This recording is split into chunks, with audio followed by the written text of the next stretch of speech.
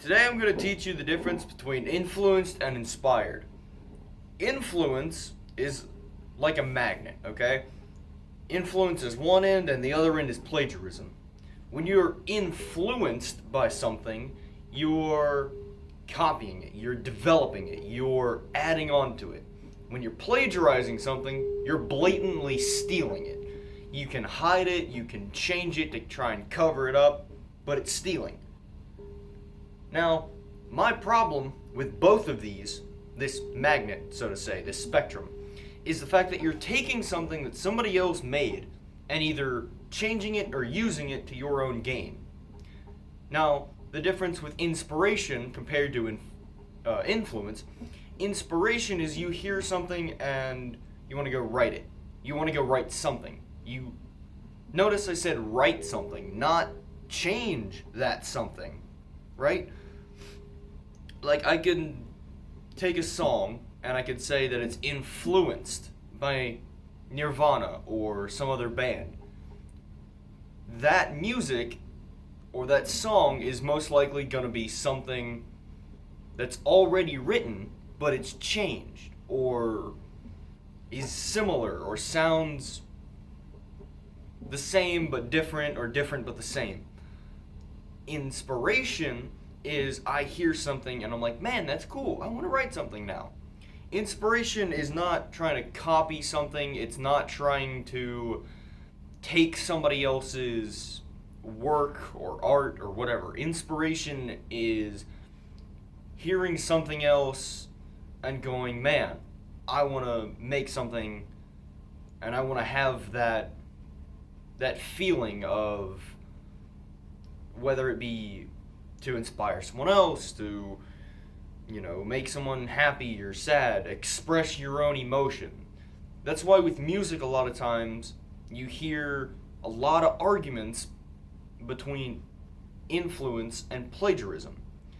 Now, I'm not saying that influence and plagiarism are the same thing. I'm not saying that influence is bad. There's a lot of good influenced music. But coming from the viewpoint of a writer myself, I don't like to be influenced because I don't want to sound like somebody. I don't want to sound like a band. I don't want to sound like I'm like what's the word? Like I don't want to sound like I'm the dedicated band to another band or something like that. I want to be my own band, my own sound. I want to be inspired by these other bands to go make my own music, be like them, have the same kind of impact that this band does on this group of people or whatever, and this or that.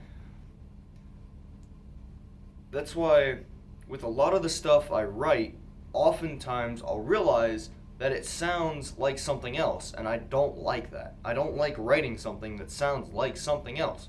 For instance, I made a little chord progression, and I was just kind of messing around with it. I realized that it sounds like a Nirvana song.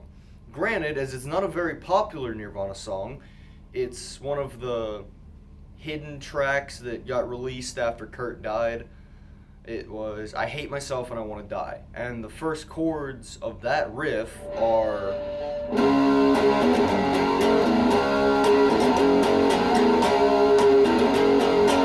and the thing that I had written that had sounded like it was